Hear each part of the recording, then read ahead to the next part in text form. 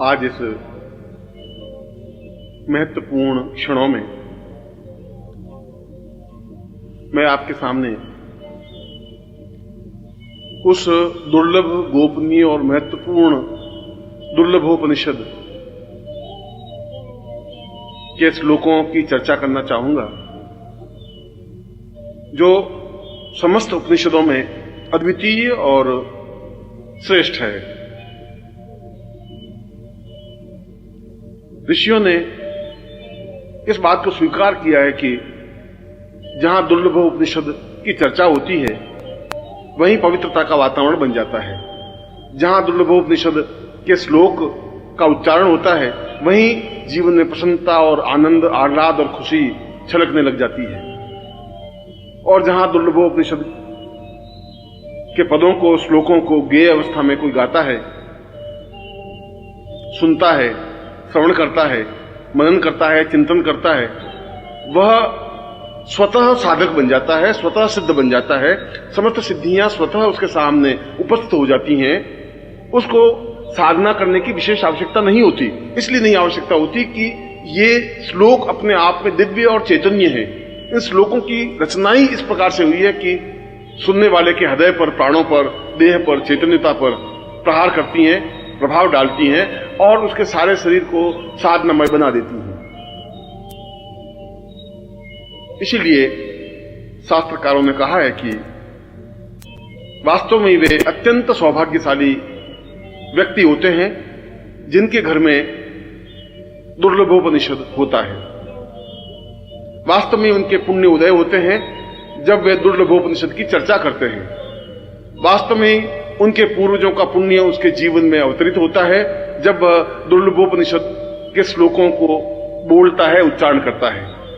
और वास्तव में ही जब उसका सौभाग्य प्रारंभ होता है, जब उसका शुभ फल प्रारंभ होता है, जब उसका अच्छा समय शुरू होता है, तब उसके जीवन में, उसके घर में दुर्लभोपनिषद के श्लोक उच्चरित होते हैं और वह सुनता है। दुर्लभोपनिषद के प्रारंभ में ऋषि ने आप्तवाक्य में स्पष्ट किया है कि साधना और सिद्धियां तो स्वतः प्राप्त हो जाती हैं। उन साधनाओं को और उन सिद्धियों को करने के लिए कोई विशेष प्रयत्न करने की आवश्यकता नहीं है यदि उसने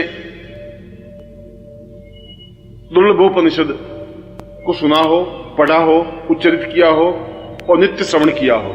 और जो 108 दिन तक नित्य दुर्लभोपनिषद की चर्चा करता है या सुनता है, उसको प्रत्येक प्रकार की सिद्धि अपने आप में सिद्ध हो जाती है।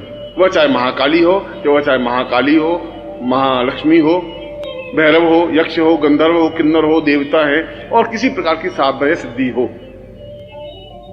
वास्तव में यह एक अद्वितीय और दुर्लभ उपनिषद है जिसको मैं आपके सामने स्पष्ट कर रहा हूं। इसके कुछ महत्वपूर्ण श्लोकों को आपके सामने रख रहा हूं और यह आप लोगों का सौभाग्य है कि आपके घर में दुर्लभोपनिषद है। मगर दुर्लभोपनिषद के प्रारंभ में कहा गया है कि गुरु मुख से उच्चरित दुर्लभोपनिषद ही घर में गेय हो, क्योंकि सीधा संबंध जब गुरु ने बोला और आपके घर में उच्चरित हुआ, इसका तात्पर्य यह हुआ कि गुरु स्वयं आपके घर में अवतरित हुए, आपके घर में आए, बैठे। आपने उनकी वाणी से दुर्लभोपनिषद के श्लोकों को सुना। यह जीवन का सौभाग्य कहा जाता है, यह जीवन की श्रेष्ठता कही जाती है। और मेरे जीवन का अनुभव यह रहा है कि दुर्लभोपनिषद सुनने से और सुनने मात्र से ही आधी से ज्यादा सिद्धि तो स्वतः प्राप्त हो जाती है। इसलिए प्रत्येक व्रत, उपवास, पूजन, अर्चन, चिंतन, चाहे किसी प्रकार की साधना या आरती हो, उससे पहले दुर्लभोपनिषद को अवश्य सुनना चाहिए, अवश्य उच्चरित करना चाहिए, घर में अवश्य बजाना चाहिए और घर के वातावरण को पवित्र और दिव्य बनाना चाहिए। क्योंकि दुर्लभोपनिषद की चर्चा होने से या इसकी आवाज उच्चरित होने से समस्त देवता स्वतः घर में आते ही हैं। समस्त ऋषि उसके घर में पदार्पण करते हैं उन ऋषियों का आशीर्वाद मिलता है, उन देवताओं का आशीर्वाद प्राप्त होता है, क्योंकि जहां दुर्लभोपनिषद है वहां समस्त देवताएं हैं, वहां समस्त सिद्धियां हैं, वहां समस्त पूर्णता हैं, वहां समस्त श्रेष्ठताएं हैं। इसलिए यह उपनिषद अपने आप में गोपनीय रहा, इसलिए यह उपनिषद अपने आप में कम लोगों को ज्ञात हो सका। वशिष्ठ ने स्वयं कहा कि दुर्लभोपनिषद जैसी ग्रंथ और श्लोक तो अपने आप में दूसरे बन ही नहीं सकते। विश्वामित्र ने कहा कि मेरी समस्त साधनाओं का सार दुर्लभोपनिषद है, और शंकराचार्य ने कहा कि मैं जो कुछ हूं उसका आधार दुर्लभोपनिषद है। इसका तात्पर्य यह है कि दुर्लभोपनिषद वास्तव में ही कोई अद्भुत कृति है। इसलिए कृति अद्भुत है कि किसी एक ऋषि ने इस दुर्लभोपनिषद के श्लोकों की रचना नहीं की। समस्त ऋषियों के शरीर से निकले हुए तेज पुंज ने, उस तेज पुंज ने एक आकार ग्रहण किया, एक ब्रह्मत्व ग्रहण किया, और उसके मुख से इन श्लोकों का उच्चारण हुआ। जिस प्रकार से समस्त देवताओं के शरीर से जो तेज पुंज निकला वो भगवती जगदम्बा बनी, ठीक उसी प्रकार से समस्त ऋषियों, योगियों, महर्षियों और गुरुओं के शरीर से जो तेज पुंज प्रकट हुआ, उस तेज पुंज के माध्यम से इस ब्रह्मत्व की देह से यह दुर्लभोपनिषद अवतरित हुआ, उच्चरित हुआ। इसीलिए दुर्लभोपनिषद की महिमा अपने आप में अद्वितीय मानी गई है।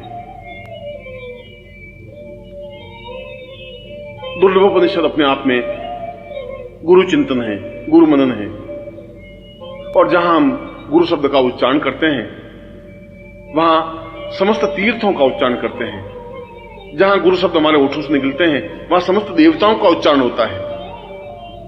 जहां हमने गुरु बोला वहां स्वयं ब्रह्मा, विष्णु और महेश अवतरित होते ही हैं, क्योंकि गुरु शब्द अपने आप में इतना नगण्य, ओछा और तुच्छ शब्द नहीं है। यदि हम इसकी गरिमा समझें, यदि इसकी महत्ता समझें, यदि इसके मूल्य का आंक सकें, तो अपने आप में यह शब्द दिव्य और पवित्र और उच्च कोटि का है। और इसीलिए इस श्लोक में, इन श्लोकों में गुरु से संबंधित उन पदों की रचना की गई है जो पद, जो श्लोक अपने आप में अद्वितीय हैं। कुछ कुछ श्लोक या कोई श्लोक ऐसे होते हैं, कुछ मंत्र ऐसे होते हैं जिनके उच्चारण मात्र से ही देवता सामने प्रकट हो जाते हैं।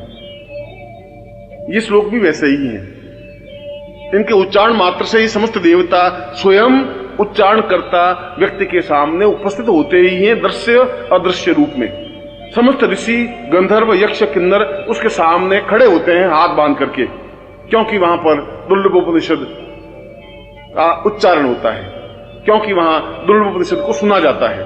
और जहां दुर्लभोपनिषद को सुना जाता है या उच्चारण होता है, उसके घर के समान तो देवता का स्वर्ग भी नहीं बन सकता। इंद्र की पुरी भी अपने आप में नगण्य और तुच्छ मानी जाती है, क्योंकि वहां पर गुरु चर्चा होती है, गुरु का चिंतन होता है, गुरु के हृदय का आगार होता है, गुरु के हृदय से भावभूमियां स्पष्ट होती हैं, और हम उन तत्वों को, उन रचनाओं को स्पष्ट करते हैं जिनके माध्यम से हम गुरु पद विन्यास को समझ सकें, गुरु के चिंतन को समझ सकें। और उससे भी बड़ी बात यह है कि समस्त देवताओं और समस्त ऋषियों, समस्त देवर्षियों और समस्त महर्षियों के शरीर के तपोपुंज का समग्र स्वरूप है।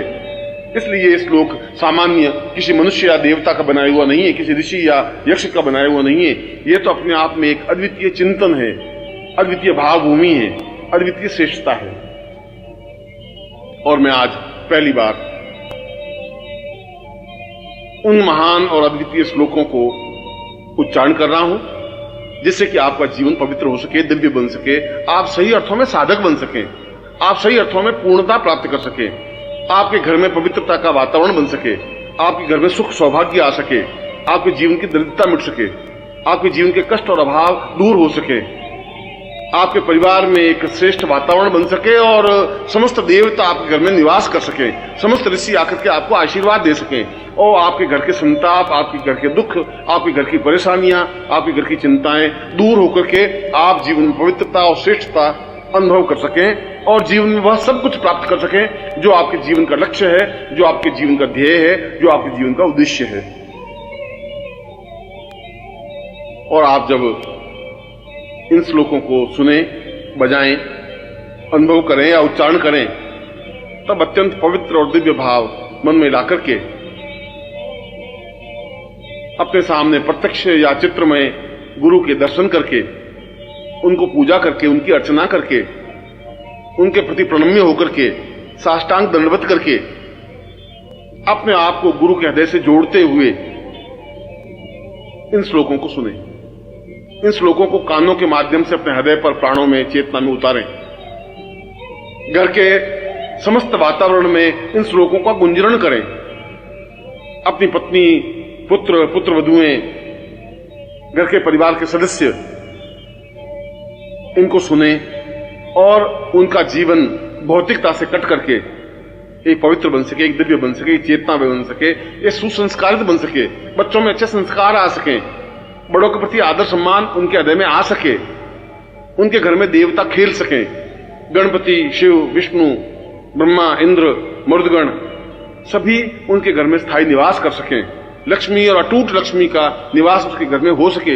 इसलिए तो इस दुर्लभ उपनिषद की रचना हुई है, इसलिए तो दुर्लभ उपनिषद को जीवन का श्रेष्ठतम उपनिषद माना है, इसलिए तो महर्षियों ने एक स्वर से स्वीकार किया है कि यह मनुष्यों के द्वारा उच्चरित उपनिषद नहीं है, यह तो समस्त योगियों का तपोपुंज स्वरूप है।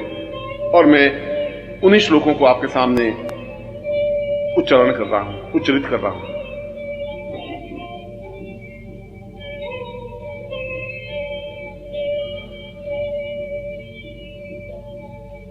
गुरुर्वै सदां पूर्वमदैव तुल्यम् प्राणो वदार्यैव हितं सदैव चिन्त्यं विचिन्त्यं भवमेकरूपम् गुरुर्वै शरण्यं गुरुर्वै शरण्यम्।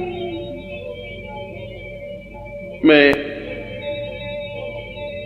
इस जीवन में क्यों आया हूं, मेरे जीवन की डोर कहां बंधी हुई है, ईश्वर ने मेरा जन्म क्यों किया है, मैं इस पृथ्वी तल पर क्यों हूं, मेरे जीवन का उद्देश्य, मेरे जीवन का लक्ष्य क्या है, इनको तो केवल गुरुदेव आप ही समझा सकते हैं और कोई समझा भी नहीं सकता। और सभी तो जीवन के बंधन केवल स्वार्थमय बंधन हैं जिनसे मैं जकड़ा हुआ हूं, उन पासों से, उन रस्सियों से, उन रज्जुओं से मैं बंधा हुआ छटपटा रहा हूं, वेदनाग्रस्त हो रहा हूं, अपने आप में दुखी और संतप्त हो रहा हूं, प्रत्येक पल अपने आप में व्यथित होता हुआ निरंतर मृत्यु की ओर अग्रसर हो रहा हूं। मेरे जीवन में सुख नहीं है, मेरे जीवन में चिंतन नहीं है, मेरे जीवन में सौभाग्य नहीं है। मैं समझ नहीं पा रहा हूं कि आखिर मेरे जीवन का उद्देश्य और लक्ष्य क्या है। और मेरे जीवन का उद्देश्य और लक्ष्य केवल अपने जीवन को समझना है और मुझे समझाने के लिए, मुझे यथार्थता से परिचित कराने के लिए केवल संसार में कोई शक्ति, कोई स्वरूप, कोई बिंदु है तो केवल आप हैं। इसीलिए गुरुदेव, मैं अत्यंत भीगे नयनों से, गदगद कंठ से, भाव विवल वक्षस्थल से आपको दंडवत प्रणाम करता हुआ, आपके चरणों को पकड़ता हुआ, आपके चरणों पे अपने सिर को रखता हुआ प्रार्थना करता हूं कि आप मुझे उस मर्म को, उस रहस्य को, उस चिंतन को समझाएं जो मेरे जीवन का उद्देश्य है, जो मेरे जीवन का लक्ष्य है, वो जीवन की पूर्णता है। क्योंकि मैं तो केवल आपका हूं और गुरुदेव आपकी शरण में हूं, और निश्चय ही गुरुदेव केवल और केवल मात्र आपकी शरण में हूं। गुरुवै प्रपन्नार्तवैवां वदैवम् अत्योद्भतां वै प्रहितं सदैव देवोत्तमेव भवतं सहि चिन्त्य रूपम् गुरुर्वै शरण्यं गुरुर्वै शरण्यम्। लोग कह रहे हैं कि मैं देवताओं की आराधना करूं। कौन से देवता की आराधना करूं? हजारों लाखों देवता हैं। मैं किन किन के सामने गिड़गिड़ाऊं, किन के सामने अपनी चौखट पर अपने सिर को फोड़ूं, कहां कहां जाकर के मैं अपनी याचना करूं? मैं दरिद्र भिखारी होकर के किन किन देवताओं के पास भीख मांगता फिरूं? और वे मुझे दे भी क्या सकेंगे? उन देवताओं के पास है भी क्या देने के लिए? वे तो स्वयं आपके सामने हाथ बांधे हुए खड़े हैं और जो आपके सामने आंख बांधे हुए खड़े हैं, ये देवता भी आपसे बहुत कुछ प्राप्त करने की आकांक्षा रखते हैं। तो फिर मैं उन भिखारियों के पास क्या जाऊं? फिर तो मैं आपके पास सीधा आना चाहता हूं, फिर मैं आपके चरणों में बैठना चाहता हूं, फिर मैं आपके सामने उन स्थितियों को प्राप्त करना चाहता हूं जो आपसे प्राप्त हो सकता है। यदि आप देवताओं को देने में समर्थ हैं तो निश्चय ही फिर आप हमें भी देने में समर्थ हैं, मुझे भी देने में समर्थ हैं, क्योंकि मैं देवताओं से परिचित नहीं हूं, न देवता मुझसे परिचित हैं। मैंने देवताओं को देखा नहीं है, मैंने चित्रों के माध्यम से देवता के अंकन को देखा है। हो सकता है वह चित्र सही हो सकता है वह चित्र गलत हो। कोई जरूर नहीं है कि जैसा चित्र में मैंने देवता को देखा है, ब्रह्मा को देखा है, विष्णु को देखा है, रुद्र को देखा है, ठीक उसी रूप में वह देवता हो, मैं नहीं समझ सकता। यह तो चित्रकार की एक भावना है जो अपने उसने कागज पर उतारी है, जो कपड़े पर उतारी है। उस चित्रकार ने उस देवता को देखा नहीं, केवल कल्पना के माध्यम से उनके स्वरूप बिंब को उस कपड़े पर, कागज पर उतारा है। इसलिए कागज पर, कपड़े पर जो देवता का चित्र है, जो मूर्ति है, जो चित्र है, वह सब में अपने आप में अधूरा है, क्योंकि मैं देवताओं से परिचित नहीं हूं। परंतु गुरुदेव, मैं आपसे परिचित हूं। मैंने आपको देखा है, मैंने आपके सारे शरीर को स्पर्श किया है, मैं आपके चरणों में बैठा हूं। आपकी आंख, आपकी नाक, कान, हाथ, पांव, वक्षस्थल, सिर और गर्भोन्नत भाल, इन सबको मैंने अपनी आंखों के माध्यम से अपने हृदय में उतारा है। इसलिए मैं आपसे अत्यधिक परिचित हूं। आपसे परिचित हूं और आप तो दानी हैं, आप तो श्रेष्ठ हैं, अद्वितीय हैं, ज्ञानी हैं, चेतना पुंज हैं। आप तो बहुत कुछ देने में समर्थ हैं। समस्त ब्रह्मांड को जो देने में समर्थ है, वह मेरे अकंचन व्यक्ति को देने के लिए तो उनके लिए कुछ भी असंभव है ही नहीं। अत्यंत सरल और सामान्य सी बात है। इसलिए मैं तो आप में ही समस्त देवताओं को देख रहा हूं। मैं तो देख रहा हूं कि ब्रह्मा, विष्णु, रुद्र समस्त आपके शरीर में समाहित हैं। जहां जहां भी, जिस रोम में भी मेरी दृष्टि पड़ती है, वहां एक नवीन देवता के दर्शन मुझे होते हैं। और ये सारे देवताओं का आगार समूह को जब मैं साक्षात अपने सामने देखता हूं तो मैं भाव विवल हो जाता हूं, गदगद हो जाता हूं, अपने आप में मैं रह नहीं पाता हूं। इसीलिए आप मुझे देवताओं की आराधना करने के लिए मत कहिए।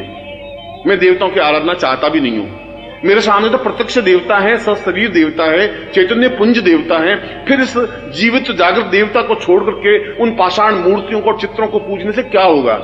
मैं तो गुरुदेव केवल मात्र आपकी शरण में हूं और एकमात्र आपकी ही शरण में हूं।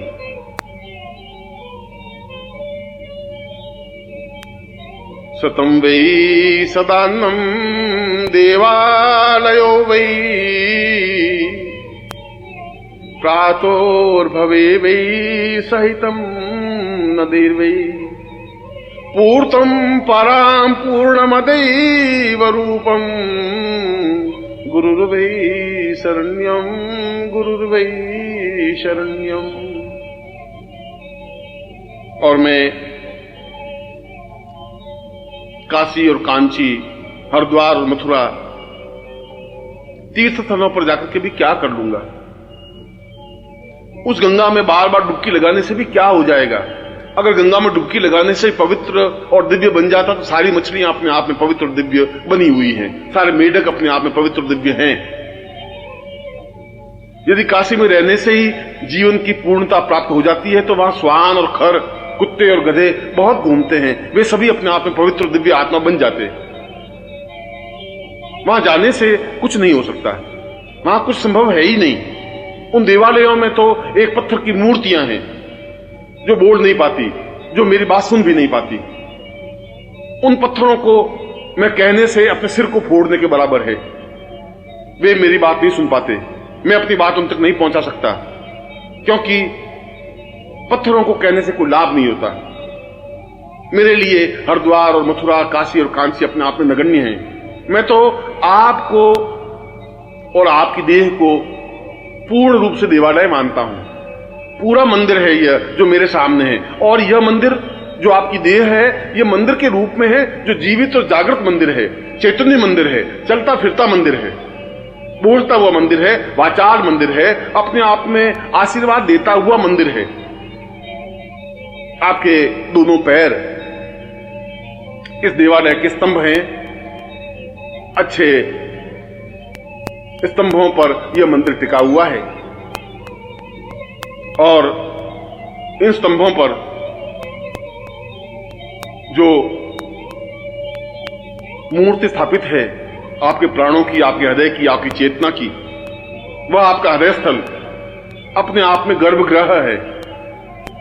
उस गर्भगृह में जाकर के जब मैं खड़ा होता हूं तो मेरा शरीर रोमांचित हो जाता है, भाव विभल हो जाता है, चेतना युक्त हो जाता है, एक एक रोम खड़ा हो जाता है, रोम रोम चीखने लग जाता है, चिल्लाने लग जाता है, पुकारने लग जाता है, और उसके गुरुदेव के अलावा कोई शब्द निकलता नहीं। मेरे आंखों से आंसुओं की धारा बहने लग जाती है, भाव विभल हो जाता हूं, मेरा सारा शरीर थरथराने लग जाता है जब मैं इस जीवित जागृत उस मूर्ति को देखता हूं जो धड़कता है। और इस गर्भगृह में जो मूर्ति है, जो हृदय है, जो प्राण है, जो आपका ये शरीर है, वो अपने आप में इतना स्पंदनशील है, अपने आप में आह्लादकारक है, उसको देखते ही मेरे सारे शरीर में स्फुरण हो जाता है, सारे शरीर में चेतना आ जाती है, सारे शरीर में ओजस्विता आ जाती है। ऐसा लगता है कि मेरा सारा शरीर अपने आप में प्रसन्नता के आवेग में उछलने लग गया है। और इस गर्भगृह के ऊपर जहां मूल मूर्ति स्थापित है, जहां आपका हृदय है, इसके ऊपर आपके शिर के रूप में शिखर है, जो मंदिरों के ऊपर शिखर होता है। उस शिखर को देख करके ही ऊंचाई का भाव होता है, हिमालय का भाव होता है। आपका गर्भोन्नत सिर, आपका दर्पयुक्त सिर, आपका दीदीप्यमान सिर, लाट, भाल, आंखें, नेत्र, आपका मुंह, आपकी जिह्वा, आपका सारा शरीर और आपका चेहरा अपने आप में उस मंदिर के उस शिखर की तरह है, जिनको देखने से अपने आप में पवित्रता का अवगाहन होता है। ऐसा लगता है उसको देखने से कि जैसे हजार हजार तीर्थों में मैंने स्नान कर लिया हो। ऐसा लगता है कि जैसे मैंने सब सातों समुद्रों में स्नान कर लिया हो, अवगाहन कर लिया हो। ऐसा लगता है कि स्वयं गंगा आकर के मुझे स्नान करा के चली गई है। और जहां पर आपके नेत्रों की कृपा वृष्टि होती है, जहां नेत्रों से निकल करके जो आनंद की वर्षा होती है, वह तो वही समझ सकता है जो आपके पास में खड़ा होकर के उस कृपा दृष्टि से भीगा है, उस कृपा के आनंद से भीगा है, आपके नेत्रों से निकलते हुए आनंद में वर्षा की है। उसके समान तो धन्य कुछ हो ही नहीं सकता, उसके समान तो कोई व्यक्ति हो ही नहीं सकता। बहुत अपने आप में एक अद्वितीय चिंतन है, अद्वितीय धारणा है। मैं इस जीवित जागृत मस्तिष्क युक्त, शिखर युक्त, इस गर्भगृह युक्त, इस स्तंभ युक्त, इस चलते फिरते इस मंदिर को छोड़ करके और किस मंदिर में जाऊं? विश्वनाथ का मंदिर और मथुरा का मंदिर, कृष्ण और राम का मंदिर और अन्य मंदिर मेरे लिए क्या उपयोगी है, कैसे उपयोगी है? उन मंदिरों से मुझे क्या मिलने वाला है? यदि मैं इस मंदिर को नहीं समझ सका, यदि मैं इस मंदिर की पूजा नहीं कर सका, यदि इस मंदिर को स्वच्छ और पवित्र और दिव्य नहीं रख सका, इस मंदिर में सेवा शुश्रूषा नहीं कर सका, तो फिर मेरा सब कुछ जाना व्यर्थ है। क्योंकि इस मंदिर में समस्त देवता निवास करते हैं। इस मंदिर को देखने के लिए तो देवता तरसते हैं, इस मंदिर को स्पर्श करने के लिए देवता अपने आप को न्योछावर करने के लिए तत्पर हैं। गुरुदेव, आप मुझे किसी नदी और किसी तीर्थ और किसी मानसरोवर, किसी गंगा और किसी हरिद्वार और किसी समुद्र के पास जाने की आज्ञा मत दीजिए। मुझे उसमें कोई मोह नहीं है। वे तो व्यर्थ पानी के बहाव हैं, वे तो मछलियों के एक सागर हैं, वे तो खारा समुद्र है, वह तो केवल एक झील है, निर्जीव, जो बोल नहीं सकती। मुझे ऐसे कोई तीर्थों में जाने से न प्रयोजन है, न आवश्यकता है, क्योंकि जहां समस्त तीर्थों का स्नान मैं केवल आपके नेत्रों से निकलती हुई कृपा से कर सकता हूं, तो इससे बड़ा सौभाग्यशाली तो कुछ हो ही नहीं सकता। वास्तव में मैं सौभाग्यशाली हूं। वास्तव में मैंने जीवन के पुण्य किए होंगे कि मैं आपके सामने खड़ा हूं। वास्तव में मेरे पुण्यों का उदय हुआ होगा कि आप सजीव रूप में मेरे सामने हैं और मैं इस पीढ़ी में, इस युग में आपके सामने उपस्थित हूं। वास्तव में आपके नेत्रों की वर्षा से मैं आप्लावित हूं। वास्तव में आपके नेत्रों से जो आनंद की वर्षा होती है उससे भीगा हुआ अपने आप में अत्यंत मस्ती के साथ नाच रहा हूं, अपने आप में छलछला रहा हूं, अपने आप में कूद रहा हूं, उछल रहा हूं, आनंद से भर उठा हूं, क्योंकि गुरुदेव मैं केवल आपकी शरण में हूं। क्योंकि गुरुदेव केवल और केवल मात्र मैं आपकी ही शरण में हूं। अदोर्यम वदेवम चिंत्यम सहेतम पूर्वोत्तरूपम चरणम सदेयम आत्मो स्वताम पूर्वमदेव चिंत्यम गुरुर्वै शरण्यम गुरुर्वै शरण्यम। वो तो मूर्ख और मूढ़ होगा जो आपके चरण छोड़ करके इधर उधर भटकता होगा। उसके पाप ही उसके बीच में आए होंगे जो आपकी दृष्टि से ओझल होता होगा। उसका जीवन का दुर्भाग्य होगा कि वो आपसे दूर खड़ा होकर के भी सांस ले रहा होगा। आपसे दूर रहकर के सांस लेने की कल्पना ही अपने आप में आश्चर्यजनक है। जिस प्रकार से समुद्र से और नदी से मछली को बाहर निकालने के बाद जिस प्रकार से मछली तड़प कर मर जाती है, उस प्रकार से आपसे अलग होकर के मर क्यों नहीं जाते, तड़प करके समाप्त क्यों नहीं हो जाते? जिंदा रहने का हक क्या है, अधिकार क्या है? जिस प्रकार से बिना चांद को देखे चकोर अपने सिर को फोड़ करके समाप्त हो जाता है, उसी प्रकार से हम सिर के फोड़ के समाप्त क्यों नहीं हो जाते? आपको वियोग हम कैसे सहन कर सकते हैं? यह कैसे संभव है कि आप दूर हो और हमारे प्राण हमारे शरीर में टिके रह सकें? ऐसे प्राणों की जरूरत भी नहीं है। ये प्राण तो व्यर्थ हैं, तुच्छ हैं। अपने आप में ऐसा लग रहा है कि जैसे मुर्दा शरीर में धड़क रहे हो। मुझे ऐसा शरीर नहीं चाहिए गुरुदेव, मुझे ऐसे प्राण भी नहीं चाहिए, मुझे ऐसी धड़कन भी नहीं चाहिए जो धड़कना बंद नहीं कर देती हो। उस धड़कन का महत्व और मूल्य क्या है जो केवल एक धड़क करके जिंदा रह जाती है? आप हो तो जीवन है, आप हैं तो संसार है, आप है तो खुशियां हैं, प्रसन्नता है, आह्लाद है, श्रेष्ठता है और दिव्यता है। और अगर आप नहीं हैं और मैं जीवित रहूं, यह मेरे जीवन का दुर्भाग्य है, यह मेरे जीवन की न्यूनता है, यह मेरे जीवन का अभाव है। वास्तव में मैंने कोई पाप किए होंगे कि मैं आपके वियोग को सहन करते भी जीवित हूं।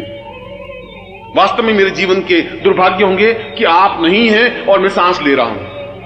वास्तव में मेरे जीवन का ये न्यूनता है कि बिना आपके भी मैं सांस ले रहा हूं, खाना खा रहा हूं, पानी पी रहा हूं और चल रहा हूं। मैं मर क्यों नहीं जाता? मुझे समझ में नहीं आता कि मृत्यु मुझे दबोच क्यों नहीं लेती, समाप्ति क्यों नहीं कर लेती? क्योंकि मरने के बाद कम से कम मैं आपके पास तो रह सकूंगा, मरने के बाद मैं आपके चरणों लिपट तो सकूंगा, मैं आप में अनुरक्त तो हो सकूंगा, मैं आप में अपने आप को लीन तो कर सकूंगा।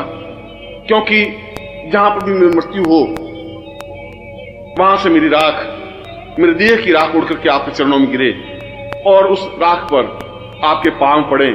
इससे ज्यादा सौभाग्य मेरे जीवन का क्या हो सकता है? मैं ऐसे देह नहीं चाहता, मैं ऐसा हृदय भी नहीं चाहता, मैं ऐसे प्राणों को नहीं चाहता जो आपके वियोग में, जो आपके अनुपस्थिति में जीवित रह सके, जागृत रह सके, स्पंदनशील हो सके, धड़क सके। ऐसे आदेश से कोई मतलब नहीं है। मैं तो आपको देखना चाहता हूं, मैं तो आपके पास रहना चाहता हूं। मैं तो हर क्षण चकोर जिस प्रकार चांद को देखता रहता है, उसी प्रकार से मैं आपको देखता रहना चाहता हूं। मैं तो हर क्षण एक पपीहे की तरह केवल गुरु गुरु शब्द को उच्चारण करना चाहता हूं। हर क्षण आप मेरी आंखों में बसे रहें, हर क्षण मेरी आप कल्पना में बने रहें, हर क्षण मेरी हृदय की प्रत्येक धड़कन के साथ गुरु शब्द का उच्चारण हो, मेरा प्रत्येक शब्द गुरुमय हो, मेरा प्रत्येक चिंतन गुरुमय हो, मेरा रोम रोम आवाज दे सके गुरु गुरु, और इसके अलावा और किसी शब्द का मुझे ज्ञान नहीं हो। न मुझे गायत्री मंत्र की जरूरत है, न किसी काली मंत्र की, न लक्ष्मी मंत्र की, और किसी मंत्र की मेरी आवश्यकता है ही नहीं। क्योंकि जो मंत्रों में सर्वश्रेष्ठ और अद्वितीय मंत्र यदि गुरु मंत्र मेरे पास हैं, तो उससे श्रेष्ठ मंत्र और क्या हो सकता है? जहां परम तत्वाय नारायणाय गुरुभ्यो नमः, वहां सब कुछ जीवन का श्रेष्ठता है, अद्वितीयता है, श्रेष्ठता है। और इसीलिए मैं चाहता हूं कि वे सारे क्षण जो मेरी जिंदगी में प्रभु ने मुझे दिए हैं, वे क्षण आपके साथ व्यतीत हों, आपके लिए व्यतीत हों। मेरा शरीर आपके काम आ सके, मैं आपके चरणों से लिपट सकूं, मैं आपकी देह से सुवासित हो सकूं, मैं आपकी सुगंध से आप्लावित हो सकूं, मैं चकोर की तरह आपको बराबर टकटकी लगाकर ताकता रह सकूं। और यदि आपसे विरह होना ही पड़े, आपसे अलग होना ही पड़े, तो मछली की तरह तड़फ करके मर जाऊं, कुरंग की तरह उस पत्थर पर सिर फोड़ करके अपने आप को समाप्त कर दूं और मृत्यु मुझे प्राप्त हो जाए, ऐसा मैं चाहता हूं। मैं तो आपसे ऐसा आशीर्वाद चाहता हूं कि मैं एक क्षण भी आपकी जुदाई सहन नहीं कर सकूं। मेरी आंखों से आंसू प्रवाहित हों और प्रत्येक आंसू पर आपका बिंब हो, मेरे प्रत्येक आंसू में आपका चित्र हो, मेरे प्रत्येक आंसू पर आपका नाम लिखा हो, मेरे हृदय की और मेरे गले की थरथराहट में आपका नाम उच्चरित होता हो, और मेरे हृदय की प्रत्येक धड़कन में आपके नाम का उच्चारण हो, गुरु मंत्र का उच्चारण हो। मैं जीवन की ऐसी स्थिति चाहता हूं। अगर ऐसी स्थिति मुझे प्राप्त होती है तो मेरा जीवन धन्य है, तो मेरा जीवन पवित्र है, तो मेरा जीवन दिव्य है। और अगर ऐसा नहीं है तो मेरे जैसा पापी, अधर्मी और कृतज्ञ कुछ नहीं हो सकता।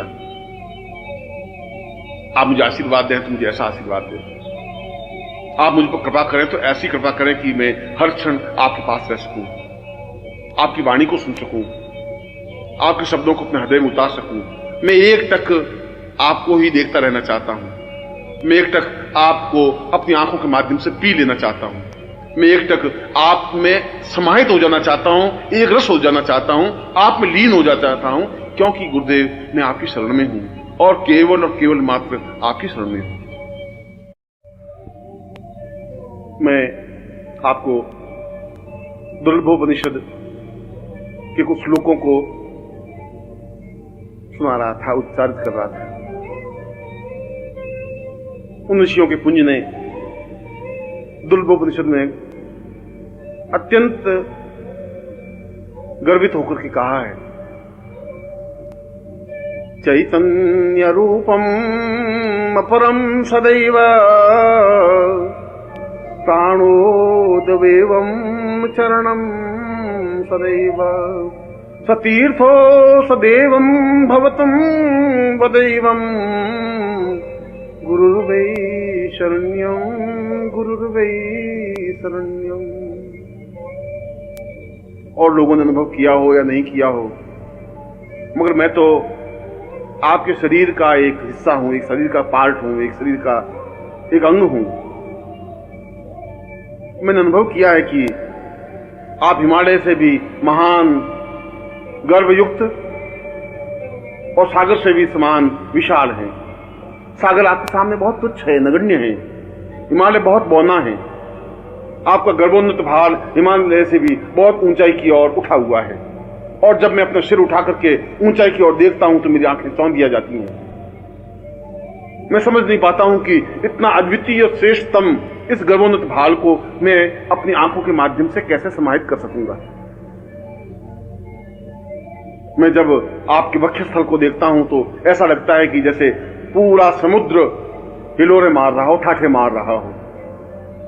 उस वक्षस्थल में अपने सिर को छुपा लेना चाहता हूं। मैं उसमें डूब जाना चाहता हूं, भींच जाना चाहता हूं।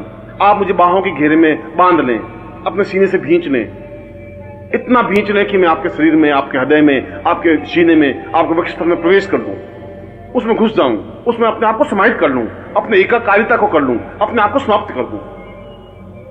जहां मुझे सुख मिल सकेगा, जहां मुझे सौभाग्य मिल सकेगा, जहां मुझे तृप्ति मिल सकेगी, जहां मुझे पूर्णता प्राप्त हो सकेगी।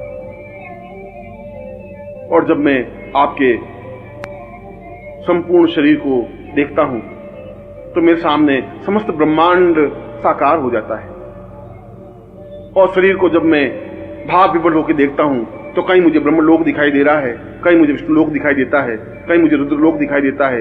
इंद्र, गंधर्व, यक्ष, किन्नर और उन समस्त देवताओं के आगार मुझे दिखाई देते हैं। चंद्रलोक और सूर्यलोक मुझे स्पष्ट रूप से प्रतिबिंबित होते हैं। ऐसा लगता है कि जैसा समस्त ब्रह्मांड मेरे सामने साकार हुआ हो। फिर मैं कौन सी साधना करूं? उस ब्रह्मांड साधना करने से मुझे क्या लाभ हो पाएगा? उस ब्रह्मांड साधना से तो एक एक लोक करके देख पाऊंगा। यहां तो मैं समस्त ब्रह्मांड को एक साथ देखने की प्रयत्न करता हूं और सारा ब्रह्मांड मेरे सामने साकार है, तेजपुंज है, स्वरूपमय है। जब मैं आपके सिर को देखता हूं तो एक अलग ब्रह्मांड दिखाई देता है। जब मैं आपके नेत्रों को देखता हूं तो सूर्यलोक और चंद्रलोक स्पष्ट रूप से दिखाई देते हैं। जब मैं आपके मुस्कुराते हुए बिंब को, चेहरे को और मुस्कुराहट को देखता हूं तो ऐसा लगता है कि जैसे सारा ब्रह्मांड खिलखिला रहा हो, मुस्कुराहट रहा हो। और इस पूरे ब्रह्मांड को जब मैं अपने सामने खड़ा देखता हूं तो मैं तो अपने आप को बहुत छोटा, नगण्य और बौना सा अनुभव करता हूं। ऐसा लगता है कि जैसे इस पूरे ब्रह्मांड में मेरा अस्तित्व तो कहां है, जहां हजारों हजारों ऋषि हैं, योगी हैं, गंधर्व हैं, किन्नर हैं, देवता हैं, ब्रह्मा हैं, विष्णु हैं, महेश हैं, वशिष्ठ हैं, विश्वामित्र हैं, गर्ग, अत्रि, कणाद, पुलस्त्य ऋषि हैं। इन समस्त देवताओं ऋषियों के बीच में मेरा अस्तित्व तो कहां है? मैं तो बहुत एक छोटा सा, अत्यंत छोटे से कण की तरह दिखाई देता हूं। उसके बावजूद भी इस कण को आपने अपनाया। इससे बड़ा सौभाग्य क्या हो सकता है? इस कण पर आपकी कृपा दृष्टि हुई, इससे बड़ा सौभाग्य और क्या हो सकता है? आपने इस कण पर हाथ रखा, यह मेरे जीवन का अहोभाव है, सौभाग्य है। आपने इस कण को अपनाया, यह मेरे पूर्व जन्म के पुण्यों का उदय है। मुझे अपने आप में गर्व है कि मैं उस ब्रह्मांड का एक हिस्सा बन सका, उस ब्रह्मांड की कृपा दृष्टि मुझ पर अवतरित हो सकी, उस ब्रह्मांड की वर्षा मेरे ऊपर हो सकी और मैं उसमें अवगाहन कर सका। आपकी और मेरी तो कोई तुलना हो ही नहीं सकती। हजारों हजारों जन्म लेने के बाद भी मैं आपके बराबर और आपके बराबर चिंतन कर ही नहीं सकता। एक कण की और एक विशाल पृथ्वी की कोई तुलना नहीं हो सकती। एक बूंद और एक समुद्र की तुलना नहीं हो सकती, एक दीपक और एक सूर्य की तुलना नहीं हो सकती। ठीक उसी प्रकार से मेरी और आपकी तुलना करना ही व्यर्थ है, तुच्छ है, नगण्य है, मूर्खता है, मेरा ओछापन है। मैं तो अगर इस पूरे ब्रह्मांड का एक छोटा सा कण भी बना रह सकूं तो ये बहुत बड़ी उपलब्धि है कि इस ब्रह्मांड में मेरा कण अस्तित्व युक्त है। और उससे भी बड़ा सौभाग्य यह है कि इस कण पर आपकी कृपा दृष्टि है, इस कण को आप परिचित हैं, इस कण पर आपकी कृपा वृष्टि हुई है, इस कण ने आनंद का अनुभव किया है। इससे बड़ा सौभाग्य और मुझे क्या चाहिए। और जब मैं पूर्ण भावनाओं के साथ आपके चरणों पर झुकता हूं तो मुझे वे चरण दिखाई नहीं देते, मुझे तो वहां विश्वनाथ की नगरी दिखाई देती है, मुझे तो वहां सोमनाथ मंदिर दिखाई देता है, मुझे तो वहां काशी और कांची, हरिद्वार और मथुरा दिखाई देती है। समस्त तीर्थ मुझे अपने आप दिखाई देते हैं। मुझे तो इन चरणों को अगर मैं आंसुओं से जब भिगोता हूं तो मुझे सामने ब्रह्मा, विष्णु और महेश दिखाई देते हैं, रुद्र दिखाई देते हैं, इंद्र दिखाई देते हैं। वह केवल चरण ही नहीं है, वे तो अपने आप में संपूर्ण देवलोक हैं। और जब मैं नेत्रों के माध्यम से, आंसुओं के माध्यम से उन चरणों को प्रक्षालित करता हूं तो ऐसा लगता है कि जैसे समस्त देवताओं की पूजा अर्चना एक साथ कर ली हो, समस्त सिद्धियों की पूजा एक साथ कर ली हो। वास्तव में आपका यह अद्वितीय शरीर, गर्भोन्नत भाल, तीक्ष्ण और सुंदर आंखें, नुकीली नाक और अद्वितीय मुस्कुराहट मुझे पागल कर देती है। मैं खो जाता हूं उस मुस्कुराहट में, मैं भूल नहीं पाता इस मुस्कुराहट के एक कण को भी। मैं कहीं भी होता हूं तो मुस्कुराहट मेरा पीछा करती है। हर क्षण इस मुस्कुराहट में अपने आप को निमग्न करता रहता हूं। हर क्षण इच्छा होती है कि मैं दौड़ूं और आपके पास आऊं और आपको देखूं, इस मुस्कुराहट में अपने आप को निमग्न कर दूं। और जब मैं आपके वक्षस्थल को देखता हूं तो ऐसा लगता है कि जैसे संपूर्ण हिमालय अवतरित होकर के सामने खड़ा हो गया हो। और इस वक्षस्थल में इतनी ताकत, इतनी क्षमता और इतना उठा हुआ भाव है कि यदि यह एक बार हिमालय से टकरा जाए तो हिमालय को कई कदम पीछे हटना पड़े। ऐसा अद्वितीय वक्षस्थल तो जीवन में हो ही नहीं सकता, न आदियों का रहा न देवताओं का रहा। यह तो मैंने देखा है, इस वक्षस्थल को मैंने अनुभव किया है, इस वक्षस्थल से मैं चिपका हूं, इस वक्षस्थल का मैंने स्पर्श किया है, इस वक्षस्थल में मैं दुबका हूं, इस वक्षस्थल की गर्मी को मैंने एहसास की है, इस उष्णता को मैंने अपने हृदय में, अपने प्राणों में उतारा है, इस धड़कन को अपनी कानों से सुना है। और आपके ये लंबे आजानू बाहु अपने आप में ताकत और प्रभुता के परिचायक हैं। ऐसा लगता है कि स्वयं इंद्र अपने सामने खड़ा हो गया हो। ऐसा लगता है कि पूर्ण ऐश्वर्य क्षमता के साथ खड़े हों। और आपके चरण तो समस्त तीर्थों का आगार है, समस्त देवालयों का आधार है, समस्त ब्रह्मांड के ऋषि और मुनियों का एक आधारभूत पूंजी स्वरूप है। वास्तव में ही आपका वरदहस्त, आपकी कृपा, आपकी श्रेष्ठता और आपकी अद्वितीयता को वर्णन नहीं किया जा सकता। मैं एक मुंह से नहीं, अगर सहस्त्रनाग हजार मुंह से भी आपके गुणों को स्पष्ट करें तो वह भी अपने हजार मुंह से आपको नहीं कह सकते। अगर पूरी पृथ्वी को कागज बना दिया जाए और उस पर आपके गुणों को लिखा जाए तो वह धरती बहुत छोटी बनकर रह जाएगी, फिर भी आपके गुण पूर्ण नहीं हो सकते। मैं तो एक अकिंचन हूं, एक दरिद्री हूं, शब्दों का भिखारी हूं। मैं आपके वर्णन कर ही नहीं सकता, मगर मैं तो आपको एकटक देख सकता हूं। मैं तो इन आंखों के माध्यम से आपको हृदय में उतार सकता हूं। मैं अपनी धड़कन में आपके धड़कन को मिला देना चाहता हूं, एकाकार हो जाना चाहता हूं, अपने शरीर को आपके चरणों में निमग्न कर देना चाहता हूं, अपने आप को पूर्णता के साथ समावेश कर लेना चाहता हूं, अपने अस्तित्व को मिटा देना चाहता हूं, अपने अस्तित्व को समाप्त कर देना चाहता हूं और आपके चरणों पर अपना सिर रख करके अपने नेत्रों के माध्यम से, अपने आंसुओं के माध्यम से प्रक्षालित करते हुए संपूर्ण देवताओं का दर्शन कर लेना चाहता हूं। क्योंकि गुरुदेव, मैं आपका हूं, केवल मात्र आपका हूं और आपकी शरण में हूं। और इस ब्रह्मांड में कोई मेरा रखवाला नहीं है, कोई मेरा सत्य रखने वाला नहीं है। मैं तो केवल और केवल और केवल आपकी ही शरण में हूं। चैतन्य रूपम भवतं सदैव ज्ञानोत्थवासं सहितं तदेवं देवो तथान् पूर्वमदैव शक्तिं गुरुर्वै शरण्यं गुरुर्वै शरण्यं।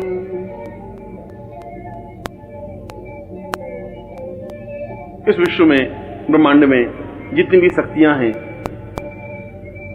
वह चाहे महाकाली हो, वह चाहे महासरस्वती हो, वह चाहे महालक्ष्मी हो, वह चाहे बगलामुखी हो, वह चाहे धूमावती हो, वह चाहे छिन्नमस्ता हो, चाहे जगदम्बा हो, किसी भी प्रकार की कोई शक्ति हो, मैं तो आपके सामने उनको अठखेलियां करते हुए देखता हूं। मैं देखता हूं कि वे आपके सामने नृत्य कर रही हैं। मैं देखता हूं कि वे आपकी कृपा कटाक्ष पाने के लिए प्रयत्नशील हैं। वे स्वयं टुकुर टुकुर आपकी ओर निहारती रहती हैं कि कब आपकी नजर उठे, कब आपकी दृष्टि उठे, कब आप उन पर कृपावृष्टि करें और कब वे धन्य हों। और जब मैं ये सब कुछ देखता हूं तो मैं ये समझता हूं कि आपको छोड़कर के और कौन सी साधना मेरे लिए उपयुक्त है, कौन सी शक्ति चाहिए, कौन सी साधना चाहिए। तारा मंत्र से क्या हो जाएगा, काली मंत्र का उच्चारण करने से क्या होगा, एंग रिंग क्लिंग चामुंडा विच्चे जगदम्बा का मंत्र उच्चारण करने से, नवाण मंत्र जपने से क्या हो जाएगा।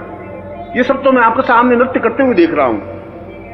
ये सारे गंधर्व, ये सारे यक्ष, ये सारे किन्नर, ये सारे देवता जब नृत्य करते हुए आपके सामने मैं अनुभव करता हूं तो समझता हूं कि आपसे बड़ा और देवत्व क्या हो सकता है, आपके बड़ा और पुरुषत्व क्या हो सकता है। आप तो जीवन का एक पुंजीभूत स्वरूप हैं, ब्रह्मांड का एक पार्श्व हैं, चैतन्य स्वरूप हैं, अपने आप में समग्र हैं। और मैं जब आपको देखता हूं तो ऐसा लगता है कि जैसे समस्त ब्रह्मांड को मैं अपने आप में आत्मसात किया हुआ हूं। सारा ब्रह्मांड मेरे हृदय में अवतरित हो जाता है, मेरा हृदय अपने आप में धड़कने लग जाता है, चैतन्य हो जाता है, मेरा सारा शरीर थरथराने लग जाता है। मैं अपने आप में पूर्ण कुंडलिनी जागरण और क्रिया योग से दीक्षित हो जाता हूं। सारा शरीर अपने आप में ऊंचा उठ जाता है, अपने आप में तपस्वी बन जाता हूं, पूर्णता युक्त बन जाता हूं। और सही अर्थों में देखा जाए तो मैं वशिष्ठ, विश्वामित्र, अत्रि, कणाद बन जाता हूं। मैं इंद्र और मरुद्गण बन जाता हूं, मैं विष्णु और रुद्र बन जाता हूं, क्योंकि वे सब तो एक नगण्य आपके सामने खड़े हैं। जिस प्रकार से मैं खड़ा हूं उसी प्रकार से ये सारी शक्तियां, ये सारे देवता, ये सारे यक्ष, ये सारे गंधर्व, ये सारे किन्नर मैं अपनी आंखों से खड़े खड़े देख रहा हूं। इसलिए गुरुदेव, उनके समान तो मैं भी बन गया हूं। ये हो सकता है कि वे आगे हों, मैं थोड़ा पीछे रुका हुआ हूं। हो सकता है कि उनके मेरे बीच में फासला हो, मगर उनकी कृपा दृष्टि, यदि आपकी कृपा दृष्टि उन पर है तो आपकी कृपा दृष्टि उनसे भी पहले मेरे ऊपर है। और ये मेरे लिए सौभाग्य की बात है, ये मेरे लिए प्रसन्नता की बात है, ये मेरे आह्लाद की बात है। और मंत्रों को और पुस्तकों में लिखे हुए मंत्रों को मैं क्या करूं, उन मंत्रों के माध्यम से क्या हो जाएगा। वे मंत्र तो एक निर्जीव शब्द हैं, उन शब्दों को ठेल करके आगे बढ़ाऊं भी तो उससे क्या लाभ हो जाएगा। मुझे मंत्र नहीं चाहिए, मुझे तंत्र नहीं चाहिए, मुझे योग दर्शन मीमांसा नहीं चाहिए। आपके मुंह से निकला हुआ प्रत्येक शब्द अपने आप में मंत्र है। आपके मुंह से निकला हुआ प्रत्येक शब्द अपने आप में मेरे लिए आज्ञा है, मेरे लिए तंत्र है। यदि मैं उन शब्दों का पालन कर लेता हूं, यदि उन शब्दों को अपने हृदय में उतार देता हूं, यदि उन शब्दों का पालन करता हुआ उनकी आज्ञा का पालन कर लेता हूं, तो अपने आप में तंत्र मेरे सामने साकार, स्पष्ट और पूर्णता के साथ स्पष्ट हो जाएगा। अपने आप में मंत्र अपने आप में पूर्ण चैतन्य युक्त बन जाएगा। यदि मैं आपके शरीर को स्पर्श कर लेता हूं तो सारे योग की भाव भूमियां अपने आप मेरे शरीर में अवतरित हो जाएंगी। जब मैं आपके शरीर को स्पर्श करता हूं तो सारे शरीर में एक विद्युत प्रवाह सा अनुभव होता है। ऐसा लगता है कि जैसे बहुत जोरों से मैं उछल गया हूं, ब्रह्मांड में एक कूदने लग गया हूं, क्योंकि उस तेजस्विता को मैं अपने हृदय में, अपने शरीर में अनुभव करने लगता हूं। इसीलिए तो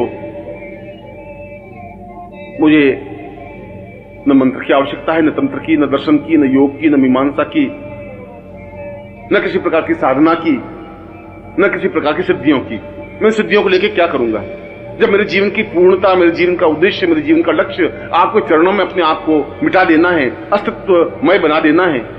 तब फिर उन मंत्रों और साधनाओं, काली और महालक्ष्मी और सरस्वती से क्या हो जाएगा, उस बलरामुखी और छिन्नमस्ता से क्या हो जाएगा, उस देवता और ब्रह्मा विष्णु महेश से क्या हो जाएगा। वे तो मेरे सामने अत्यंत महत्वपूर्ण नहीं रह गए हैं। जब मैंने आपको देखा है, जब मैं समुद्र को देखा है, तो फिर बूंद को देख करके क्या करूंगा। जब मैं पूरे आकाश को देखा है तो एक छोटे से तारे को टिमटिमाते हुए देख करके भी क्या कर लूंगा। जब मैं वसंत को अपने सामने अनुभव किया है तो एक छोटे सुगंध को झोंके से क्या हो जाएगा। गुरुदेव, मैं तो केवल इतना जानता हूं कि मैं आपका हूं। मैं केवल इतना ही मंत्र जानता हूं कि केवल आप और आप और आपकी कृपा दृष्टि ही है। मैं तो केवल इतनी भावना जानता हूं कि, इतनी साधना जानता हूं कि मैं आपके शरण में हूं। और मैं केवल इतना ही तंत्र मंत्र योग और दर्शन जानता हूं कि मैं केवल और केवल मात्र आपकी शरण में हूं। न तातो वतान्ये न मातम न भ्रातम न देहो वदान्ये पत्निर्वतैमं न जानामि वित्तं न वृत्ति न रूपम गुरुर्वै शरण्यं गुरुर्वै शरण्यं। मैं न माता को जानता हूं न पिता को जानता हूं, क्योंकि वे तो स्वार्थमय स्वरूप में संबंध हैं। पिता इसलिए मुझे पुत्र कहते हैं कि मैं उनके जीवन में काम आ सकूं। न मेरे जीवन में कोई भाई है, न संबंधी है, न रिश्तेदार है, न पत्नी है, न पति है, न पुत्र है, न बंधु है, न बांधव है, न वित्त है, न धन है, न ऐश्वर्य है, न वैभव है। मेरे जीवन में कुछ है ही नहीं, क्योंकि मैं जीवन में कुछ चाहता ही नहीं। ये सब तो क्षण भंगुर हैं, समाप्त। ये तो मेरे साथ समाप्त हो जाएंगे। ये सब स्वार्थ के संबंध हैं, इनसे मेरा कोई प्रयोजन नहीं है, इनसे मेरा कोई लक्ष्य प्राप्ति नहीं हो सकती। यह तो शमशान की ओर जाने की यात्रा के एक पड़ाव है। जन्म से लगा करके मृत्यु तक मैं निरंतर मृत्यु की ओर अग्रसर हो रहा हूं, शमशान की ओर जा रहा हूं। और शमशान की यात्रा में ये भी मेरे सहायक है, जो मुझे ठेल करके शमशान की ओर अग्रसर कर रहे हैं। मेरे देह को छीनते हैं, मेरे प्राणों को छीनते हैं, मेरे धन को छीनने की कोशिश करते हैं, मेरी सेवा का उपयोग करना चाहते हैं, मेरे सुख का उपयोग करना चाहते हैं, मेरे जीवन का उपयोग करना चाहते हैं। इससे क्या हो जाएगा? इससे तो मैं एक मलिन और गंदी देह को एक लिया हुआ कीड़ा बन जाऊंगा, एक घटिया सा व्यक्ति बन जाऊंगा। अगर मैं पुत्र को उत्पन्न करूंगा तो ज्यादा से ज्यादा मेरी अर्थी पर वे कंधा दे देंगे। यदि मैं पत्नी रखूंगा तो ज्यादा से ज्यादा मेरी मृत्यु पर वे 4 आंसू बहा देगी। यदि पिता और माता की मैं अपने सामने रखूंगा तो वे ज्यादा से ज्यादा धन की याचना करेंगे। मगर ये मेरे जीवन का प्रयोजन नहीं है, ये मेरे जीवन का लक्ष्य नहीं है। मैं उस जगह खड़ा हूं जब यहां सब ये सब तुच्छ हैं। आखिर जीवन का कोई को क्षण तो ऐसा आता है जब ये सब तुच्छ लगने लगते हैं। हिमालय के सामने जाते हैं तो एक बड़ा पत्थर भी कंकर की तरह दिखाई देने लग जाता है। जब क्या मैं आपके सामने उपस्थित हुआ हूं तो ये सारे संबंध मुझे बेमानी और बहुत छोटे से लगने लगे हैं, बहुत तुच्छ लगने लगे हैं, अस्तित्वहीन लगने लगे हैं। क्योंकि मैं इन संबंधों से जीवित नहीं रहना चाहता। मैं किसी का पुत्र, मैं किसी का पति, मैं किसी की पत्नी, मैं किसी का बंधु, मैं किसी का सखा बनकर के जिंदा नहीं रहना चाहता। इन बंधनों से मैं स्वतंत्र नहीं बन सकता। ये बंधन तो मेरे अभिशाप हैं, ये पांवों की बेड़ियां हैं, ये मुझे जकड़े हुए हैं। मेरी सांसों पर इनका नियंत्रण है, मेरी आत्मा पर इनका नियंत्रण है। मेरे प्राणों को इन्होंने दबोच लिया है। मैं समाज में घुट करके रह गया हूं, एक अंधियारी कोठरी में भटक रहा हूं जिसका कोई द्वार नहीं है। और जहां पर भी मैं ठेलता हूं वहां मेरा सिर फूट जाता है। जिधर भी मैं दरवाजा ढूंढने की कोशिश करता हूं वहां मेरा सिर फूट करके रक्त निकलने लग जाता है। और मैं बदहवास सा इधर से उधर, आगे से पीछे की ओर भटकता रहता हूं। चारों तरफ अंधेरा है, घनघोर अंधेरा। इस अंधेरे में, इस समाज में, इस अंधेरे के अलावा मुझे कुछ दिया ही नहीं है। भूख और प्यास और बाधाएं और परेशानियां, आलोचनाएं और गंदगी के अलावा इस समाज ने मुझे कुछ नहीं दिया। घटियापन, तुच्छता के अलावा मेरे परिवार ने मुझे कुछ नहीं दिया। ओछेपन के अलावा इस समाज ने मुझे कुछ सिखाया ही नहीं। मैं इस कीचड़ से निकलना चाहता हूं, मैं इस दलदल से निकलना चाहता हूं, मैं इस गंदगी से बाहर निकल करके पवित्र होना चाहता हूं। मैं इस महान अद्वितीय गुरुमय बनकर के अपने जीवन को पवित्र दिव्य बनाना चाहता हूं। मैं उस स्थिति को प्राप्त करना चाहता हूं जो अपने आप में महत्वपूर्ण है। मैं उस ब्रह्म से साक्षात्कार करना चाहता हूं जिसको ऋषियों और योगियों ने अहम ब्रह्मास्मि कहा है। मैं उस चैतन्यता को अनुभव करना चाहता हूं जो जीवन की पूर्णता है। आप मुझ पर कृपा करें, मुझे वापस से बंधनों में नहीं ठेलें। मुझे किसी प्रकार का कोई मोह नहीं रहा है, और यदि कुछ मोह है तो आप उस मोह को समाप्त करें। क्योंकि मैं मानसरोवर के पास आकर के प्यासा नहीं रहना चाहता। क्योंकि वसंत ऋतु में आने के बाद भी मैं उदासीन नहीं रहना चाहता। मैं मुस्कुराते हुए पुष्पों के बीच में रह करके निर्जीव नहीं रहना चाहता। आपके सामने आकर के मैं अपने आप में दुर्भाग्यमय नहीं रहना चाहता। मैं सौभाग्यशाली बनना चाहता हूँ। मैं जीवन में पुण्य चाहता हूँ। मैं जीवन में श्रेष्ठता चाहता हूँ। मैं जीवन में गुरु चाहता हूँ। मैं आपके चरणों में समर्पण चाहता हूँ। मैं आप में एकाकार होना चाहता हूँ। मैं आपके शरीर से अपने आप को मिटा देना चाहता हूँ। मैं आपके शरीर से मिल जाना चाहता हूँ। आपके प्राणों की धड़कन बनना चाहता हूँ, क्योंकि गुरुदेव मैं आपकी शरण में हूँ और गुरुदेव इस पूरे ब्रह्मांड में केवल मात्र आपकी शरण में हूँ। त्वदीयं तदेवं भवत्वं भवेयं चिन्त्यं विचिन्त्यं सहितं सदैव आर्तो नवातं भवमेक नित्यं गुरुर्वै शरण्यं गुरुर्वै शरण्यं। मैं दोनों हाथ ऊपर उठा करके चीख रहा हूं। मैं पूरे प्राणों में आवाज भर करके उच्चारण कर रहा हूं। मैं जोरों से बोल करके अपनी बात आप तक पहुंचाना चाहता हूं। मेरा सारा शरीर थर थर कांप रहा है। मेरी आंखों से आंसू प्रवहित हैं। मेरे मुंह से बोल नहीं निकल पा रहा है। मेरा गला गदगद हो गया है और सारे शरीर के रोम रोम अपने आप में आवाज निकालने लग गए हैं, चीखने लग गए हैं, चिल्लाने लग गए हैं। मैं अपने आपे में नहीं रहा हूं। मैं अपने आप में थरथराहट अनुभव कर रहा हूं। मैं ऐसा लगता हूं कि जैसे मैं एक ऐसी बूंद हूं जो अंगारे पर पड़ी है और छन्न के साथ खत्म हो जाती है। ऐसा लगता है कि जैसे मैं बादल का टुकड़ा हूं और किसी पहाड़ से टकरा करके समाप्त हो जाना चाहता हूं। मैं तो ऐसा कण बनना चाहता हूं जो आपसे टकराए और पूर्णता प्राप्त कर ले। मैं आपको पाना चाहता हूं। मैं आप में एकाकार होना चाहता हूं। मैं आप में एकाग्र होना चाहता हूं। आप में लीन होना चाहता हूं। और यदि ऐसा मेरे जीवन में नहीं हो सका तो इस जीवन को व्यर्थ है। इस जीवन का कोई अर्थ नहीं है। इस जीवन का कोई मकसद नहीं है। इस जीवन का कोई मूल्य नहीं है। यह तो अपने आप में शमशान की यात्रा का एक पड़ाव है, जिस लाश को मैं अपने कंधे पर ढोता हुआ शमशान की ओर बढ़ रहा हूं। ऐसे जीवन से क्या मूल्य हो जाएगा? क्या मेरी चीखों का, मेरी आवाजों का, मेरे शब्दों का आप पर कोई प्रभाव नहीं पड़ रहा है? क्या मैं गदगद कंठ से बोल रहा हूं, आपका हृदय नहीं पसीज रहा है? क्या मैं आर्तनाद कर रहा हूं और आपके हृदय पर कोई प्रभाव नहीं पड़ रहा है? जरूर पड़ रहा होगा। जरूर कोई दुर्भाग्य होगा कि आप मुझे आगे बढ़कर अपना नहीं रहे। जरूर मुझ में कुछ न्यूनता होगी कि आपकी कृपा दृष्टि मेरे ऊपर हो नहीं रही है। जरूर मेरे पाप मेरे सामने खड़े हो जाते होंगे जो आपके और मेरे बीच में पर्दा डाल रहे हैं। परंतु इस पर्दे को तो आप ही दूर करेंगे। मुझे इतनी ताकत, इतनी क्षमता नहीं है कि मैं पापों को धकेल सकूं। मुझे इतनी क्षमता नहीं है कि मैं इस पर्दे को, इस बीच के अंधकार को दूर कर सकूं। मुझे और कोई साधना, कोई सिद्धि आती भी नहीं है। मुझे और कोई मंत्र का ज्ञान ही नहीं है। मुझे तो केवल एक ही शब्द, एक ही मंत्र आता है जिसको गुरु कहा जाता है। मुझे तो केवल एक ही प्रकार का मंत्र सीखा है कि मैं गुरुदेव आपकी शरण में हूं और गुरुदेव केवल मात्र मैं आपकी शरण में। अवतम सदैवं भवतं सदैवं ज्ञानं सदैवं चिन्त्यं सदैवं पूर्णं सदैवं अवतं सदैवं गुरुर्वै शरण्यं गुरुर्वै शरण्यं।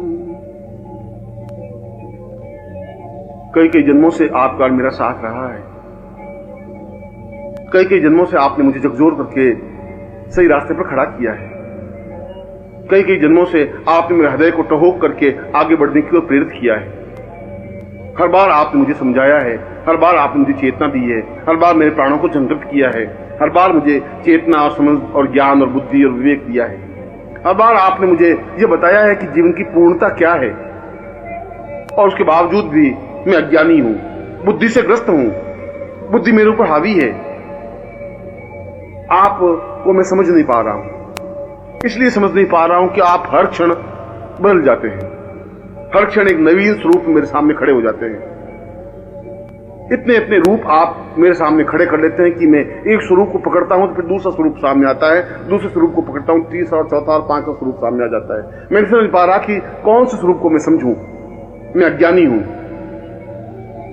और ज्यों ही मैं समझने की कोशिश करता हूं त्यों ही आप माया का पर्दा आपके और मेरे बीच में डाल देते हैं। आप तो बहुत अजीब तरह का खेल खेलते रहते हैं और मैं फिर आपको सामान्य मानव समझ लेता हूं, फिर मैं आपको हाड़ मांस का व्यक्ति समझ लेता हूं, फिर मैं अपने आप को समझने की कोशिश करता हूं और मैं आपको समझने की कोशिश करता हूं, फिर मैं समझता हूं कि ये तो मेरे ही जैसा मनुष्य है। फिर उस माया के आवरण में लिप्त होता हुआ मैं उसी जगह जाके खड़ा हो जाता हूं जहां से मैं चला था। प्रभु ऐसा मत करे, ये बार बार मेरी परीक्षा मत ले, बार बार माया के आवरण में मुझे मत डालिए, बार बार मुझे धक्का करके पीछे मत हटाइए, क्योंकि मुझ में किसी प्रकार का बल, ताकत, साहस, क्षमता नहीं है। मैं तो एक नगण्य हूं, तुच्छ हूं, अपने आप में मुझ में कोई ज्ञान और चेतना नहीं है। यदि आप मेरे ऊपर कृपा कर सके तो मेरी बुद्धि को समाप्त करें। यदि आपकी कृपा कटाक्ष मेरे ऊपर है तो आप मेरी भावनाओं को जागृत करें। यदि आप कुछ मुझे समझते हैं तो मुझे बुला करके अपने सीने से लगाएं, अपने वक्षस्थल से चिपकाएं। मैं आपके धड़कन को अपने जीवन में उतार सकूं, मैं अपने प्राणों को पूर्णता के साथ एकाकार कर सकूं, मैं आप में निमग्न हो सकूं, अपने आप में आप लीन कर सकूं, आपका और मेरा अस्तित्व नहीं रहे, बूंद पूरी तरह से समुद्र में विसर्जित हो जाए, वायु का झोंका पूरी तरह सुगंध में और पूरी तरह से प्रवाहित हो जाए, मेघखंड पूरी तरह से सागर में मिल जाए। मैं दूसरी प्रकार से आप में लीन हो जाना चाहता हूं, क्योंकि मेरा एकमात्र सहारा और अवलंब गुरुदेव आप हैं। मैं आपकी शरण में हूं, केवल मात्र आपकी शरण में। वस्तुतः यह दुर्लभ उपनिषद जीवन का एक सौभाग्यदायक काव्य है।